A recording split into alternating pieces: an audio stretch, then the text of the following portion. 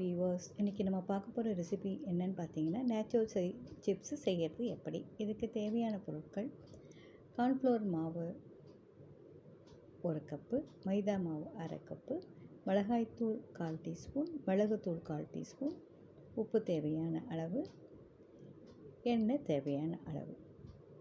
இதை எப்படி செய்யலான்னு முதல்ல பார்க்கலாம். ஒரு பாத்திரத்தில் இந்த மைதா மாவு, சோள மாவு, மிளகுத்தூள், மிளகாய்த்தூள், உப்பு, 2 ஸ்பூன் எண்ணெய் விட்டுக்கோங்க. எல்லாத்தையும் நல்லா கலந்துட்டு இடம் சூட்டில் இருக்க தண்ணியை தெளித்து சப்பாத்தி மாவு இதுக்கு பிசைஞ்சு ஒரு அரை மணி நேரமோ 1 மணி நேரமோ நல்லா ஊற வச்சுடுங்க. அப்புறம் சப்பாத்தி திரட்டுற கல்லில் சப்பாத்தியை மாதிரி திரட்டி நல்லா மெல்லிசாக, எவ்வளோக்கு மெல்லிசாக திரட்டுறீங்களோ அவ்வளோ மெல்லிசாக திரட்டிக்கோங்க. திரட்டி அதை